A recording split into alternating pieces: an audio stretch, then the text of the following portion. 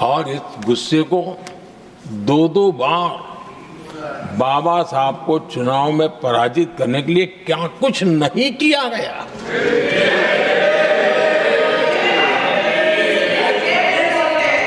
कभी भी बाबा साहब को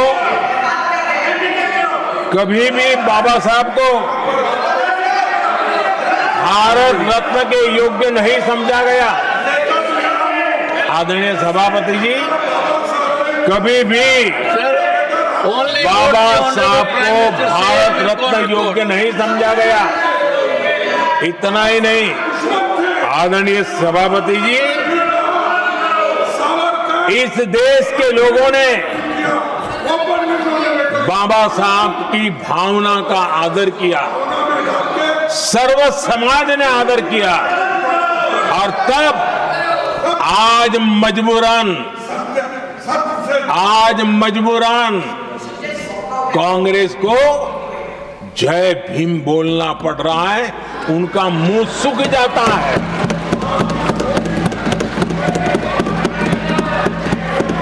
और आदरणीय सभापति जी, ये कांग्रेस भी रंग बदलने में बड़ी माहिर लग रही है। कितनी तेजी से अपना नकाब बदल देते हैं, ये इसमें साफ साफ नजर आ रहा है। आदरणीय सभापति जी, आप कांग्रेस का अध्ययन करेंगे तो कांग्रेस की राजनीति, जैसे हमारा मूल मंत्र रहा सबका साथ सबका विकास, वैसा उनका हमेशा रहा कि दूसरे की लकीर छोटी करना।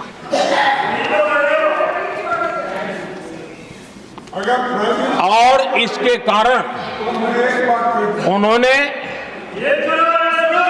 सरकारों को अस्थिर किया। किसी भी राजनीतिक दल की सरकार कहीं बनी तो उसको अस्थिर कर दिया, क्योंकि लकीर छोटी करो दूसरे की, इसी काम में वो लगे रहे। और ये जो उन्होंने रास्ता चुना है ना, औरों की लकीर छोटी करने का, लोकसभा के बाद भी जो उनके साथ थे वो भी भाग रहे हैं, क्योंकि उनको पता चला गया ये तो हमें भी मार डालेंगे।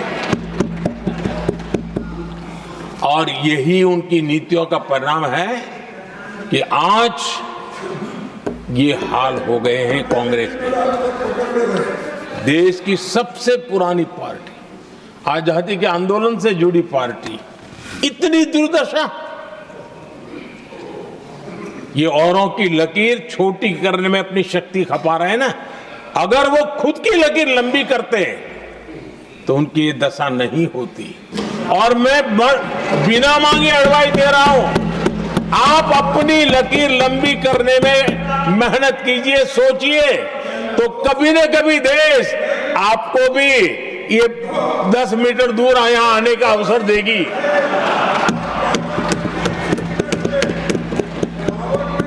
आदरणीय सभापति जी, बाबा साहब ने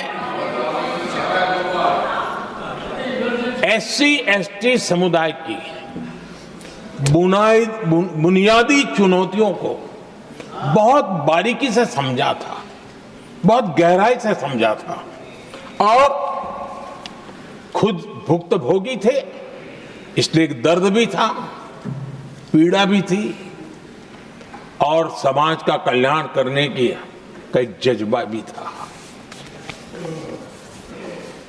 और बाबा साहब ने SC/ST समुदाय के आर्थिक उन्नति के लिए एक स्पष्ट रोड मैप देश के सामने प्रस्तुत किया था। उनकी बातों में प्रस्तुत होता था। और बाबा साहब ने एक बहुत महत्वपूर्ण बात कही थी, मैं उनका कोट पढ़ना चाहता हूं। बाबा साहब ने कहा था, भारत एक कृषि प्रधान देश है, लेकिन दलितों के लिए ये आजीविका का मुख्य साधन बन ही नहीं सकता, ये बाबा साहब ने कहा था। उन्होंने आगे कहा था, और इसके कई कारण हैं। पहला, भूमि खरीदना उनके सामर्थ्य से बाहर है। दूसरा, अगर उनके पास धन भी हो तो भी उनके लिए भूमि खरीदने का कोई अवसर नहीं है। बाबा साहब ने ये एक एनालिसिस किया था, और इस परिस्थिति का एनालिसिस करते हुए उनको तो सुझाव था, उन्होंने आग्रह किया था कि दलितों के साथ, हमारे आदिवासी भाई बहनों के साथ, वंचितों के साथ ये जो अन्याय हो रहा है, ये जो मुसीबत में जीने के लिए वो मजबूर हो रहे हैं, इसका एक उपाय है देश में इंडस्ट्रियलाइजेशन को बढ़ावा दिया जाए। औद्योगिकरण के पक्षकार थे बाबा साहब, क्योंकि औद्योगिकरण करने के पीछे उनकी कल्पना साफ थी। स्किल बेस्ड जॉब्स और एंटरप्रेन्योरशिप के लिए, आर्थिक आत्मनिर्भरता के लिए दलित, आदिवासी, वंचित समूहों को एक अवसर मिलेगा और उसे वो उत्थान का एक सबसे महत्वपूर्ण हथियार मानते थे। लेकिन आजादी के इतने सालों के बावजूद भी, इतने साल कांग्रेस को सत्ता में रहने का अवसर मिला, तब भी बाबा साहब की इन बातों को पर गौर करने का भी उनको समय नहीं था। उन्होंने बाबा साहब की इस विचारों को पूरी तरह खारिज कर दिया। एससी एसटी समुदाय की आर्थिक लाचारी बाबा साहब समाप्त करना चाहते थे। उसे कांग्रेस ने ऐसा उल्टा काम किया कि उसको गहरा संकट बना दिया। आदरणीय सभापति जी, 2014 में हमारी सरकार ने इस सोच को बदला और हमने प्राथमिकता देते हुए स्किल डेवलपमेंट, फाइनेंशियल इंक्लूजन और इंडस्ट्रियल ग्रोथ पर हमने जोर दिया। हमने पीएम विश्वकर्मा योजना बना करके समाज का वो तबका जिसके बिना समाज की रचना ही संभव नहीं है, और हर गांव में छोटे छोटे रूप में बिखरे हुए समाज, जो पारंपरिक कार्य करने वाले हमारे विश्वकर्मा भाई बहन, लोहार हो, कुम्हार हो, समाज के सोनार हो, ऐसे सारे जो वर्ग के लोग हैं, पहली बार देश में उनके लिए कोई चिंता हुई और उनको ट्रेनिंग देना, टेक्नोलॉजिकल अपग्रेडेशन के लिए नए औजार देना, डिजाइनिंग में उनको मदद करना, आर्थिक सहायता करना, उनके लिए बाजार उपलब्ध कराना, ये सारा दिशाओं में एक विशेष काम हमने अभियान चलाया हुआ है। और समाज का ये वर्ग है जिसकी तरफ किसी ने ध्यान नहीं दिया, और समाज नियंत्रण में जिसका महत्वपूर्ण रोल है, उस विश्वकर्मा समाज की हमने चिंता। आदरणीय सभापति जी, हमने मुद्रा योजना शुरू करके जिन लोगों को पहली बार उद्यम के क्षेत्र में आना था, उनको निमंत्रित किया, उनको प्रोत्साहित किया। बिना गारंटी को लोन देने का एक बहुत बड़ा अभियान हमने चलाया, ताकि समाज में ये बहुत बड़ा समुदाय है जो आत्मनिर्भरता के अपने सपने को पूरा कर सके, और उसमें बहुत बड़ी सफलता मिली। हमने एक योजना और भी बनाई, स्टैंड अप इंडिया, जिसका मकसद था एससी एसटी समुदाय के हमारे भाई बहन और कोई भी समाज की महिला, उसको बैंक से 1 करोड़ रुपए का बिना गारंटी को लोन, ताकि वो अपना कारोबार। और हमने इस बार बजट में इसको डबल कर दिया है। और मैंने देखा है कि लाखों ऐसे नौजवान इस वंचित समुदाय से या लाखों बहनें आज मुद्रा योजना के द्वारा अपना कारोबार करना शुरू किया है और खुद को तो रोजगार पाया ही, लेकिन उन्होंने किसी एक दो और लोगों को भी रोजगार दिया है। आदरणीय सभापति जी, हर कारीगर का सशक्तिकरण, हर समुदाय का सशक्तिकरण और जो बाबा साहब का सपना था उसको पूरा करने का काम मुद्रा योजना के माध्यम से हमने किया है।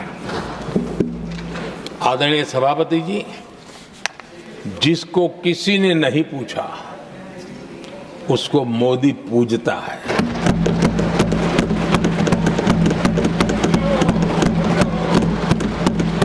गरीब, वंचित, उसकी का कल्याण ये हमारी प्राथमिकता है।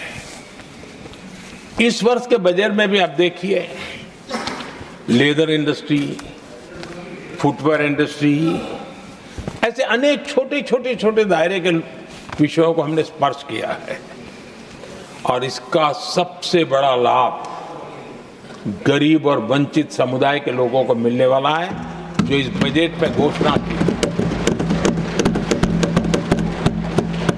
अब उदाहरण के रूप में टॉयज की बात करें, समाज के इस प्रकार के वर्ग के लोग ही टॉयज बनाने के काम में हैं। हमने उस पर ध्यान केंद्रित किया। बहुत सारे गरीब परिवारों को अनेक प्रकार की उसमें मदद दी गई और उसका परिणाम आज आया है कि टॉयज हम एक्सपोर्ट करने की आदत में फंसे हुए थे, आज इंपोर्ट करने की आदत में फंसे हुए थे, आज हमारे टॉय 3 गुना एक्सपोर्ट हो रहे हैं। और जिसका फायदा समाज के एक बहुत ही नीचे के तबके में जीने वाले, मुसीबतों से गुजारा करने वाले समुदाय को मिल रहा है। आदरणीय सभापति जी, हमारे देश में एक बहुत बड़ा समुदाय है, मछुआरा समुदाय। इन मछुआरे साथियों के लिए हमने एक अलग मिनिस्ट्री तो बनाई, लेकिन जो बेनिफिट किसान क्रेडिट में किसानों को मिलता था, हमने